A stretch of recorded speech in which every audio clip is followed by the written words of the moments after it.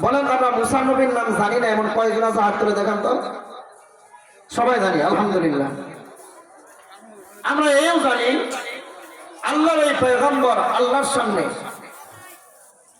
আল্লাহর কাছে গিয়ে তোরে সাইনাতে বসে, তুর পাহাড়ে বসে আল্লাহর সাথে কথোপকথন করেছেন, কথাবার্তা বলেছেন। বলেছেন কিনা বলেন? কোন একদিন কথার ফাঁকে আল্লাহ মুসা আলাইহিস সালাতু ওয়াস সালামকে বলতেছেন, মুসা আমি তোমাকে এখানে আসার বসার আমার কাছে আসার তৌফিক দিয়েছি বলেই তো তুমি আসতে পেরেছো। এবার মুসা আলাইহিস সালাম আল্লাহকে বললেন, আল্লাহ এই তৌফিকটা কি জিনিস এটা আমাকে বোঝাও। তৌফিকটা কি জিনিস এটা আমাকে বোঝাও। আমরাও এই তৌফিকের শেষ পর্যন্ত শুনে তারপরে যাব ইনশাআল্লাহ। এই তৌফিকটা কি জিনিস এটা আমাদের শোনার আগ্রহ কার কার আছে? হাত তুলে দেখায়। আল্লাহ সবাইকে কবুল করুন।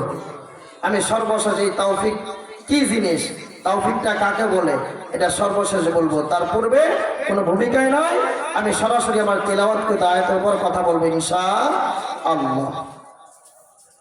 আমরা জানি আল্লাহ আমাদেরকে দুনিয়াতে বানাইছেন এবং দুনিয়াতে বানানোর যে মূল উদ্দেশ্য আমি এটা আপনাদেরকে বলতেছি। আল্লাহ সূরাতুজ জারিয়াতে বলেন, ওয়ামা খালাকতুল জিন্না ওয়াল ইনসা ইল্লা লিয়াবুদুন।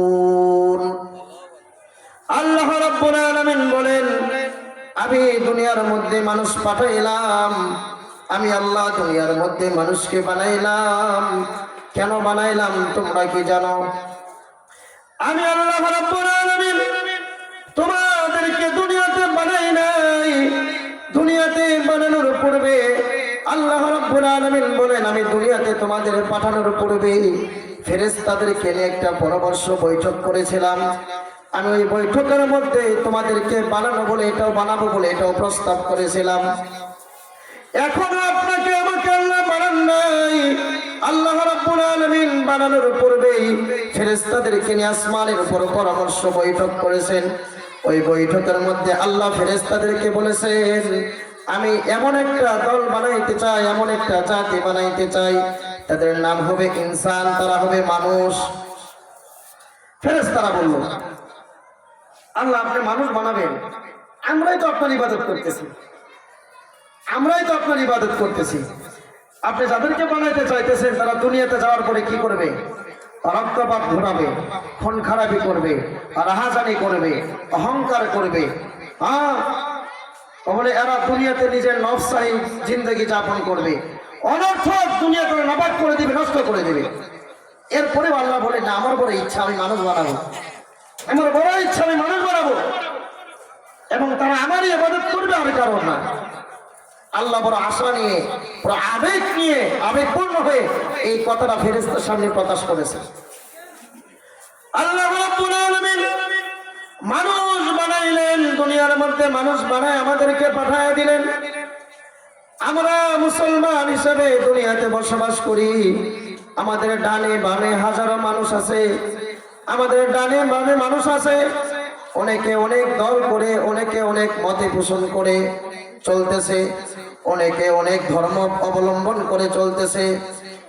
আল্লাহ রাব্বুল আলামিন আপনাকে আমাকে যে ধর্মের উপর নির্বাচিত করেছেন, সত্য একটা ধর্ম, মনোনীত একটা ধর্ম, আল্লাহর কাছে পছন্দের একটা ধর্ম, চিল্লায় বলেন তো সেই ধর্মের নাম কি?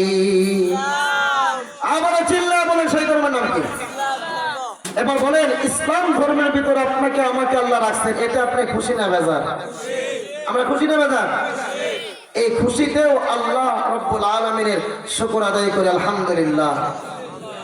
আমরা যখন আল্লাহ পাক রব্বুল আলামিনের শুকর আদায় করি আলহামদুলিল্লাহ বলে আল্লাহর প্রশংসা আদায় করে আল্লাহর প্রশংসা করতে থাকি, আল্লাহ রাব্বুল আলামিন ওই যে ফেরেশতাদেরকে বলছিলেন আমি মানুষ বানাবো, আর ফেরেশতারা বলছিল দুনিয়ার মধ্যে মানুষ রক্তপাত ঘটাবে, যখন মানুষ আল্লাহর শুকর আদায় করে তখন আল্লাহ ওই ফেরেশতাদেরকে ডাক দিয়ে বলে, দেখো আমি আল্লাহ যে মানুষ বানাইতে চেয়েছিলাম এই মানুষগুলোকে বানানোর পক্ষে তোমরা বাধা দিয়েছিলে, আজকে ওই মানুষ দুনিয়াতে বসে আমি আল্লাহর শুকর আদায় করতেছে।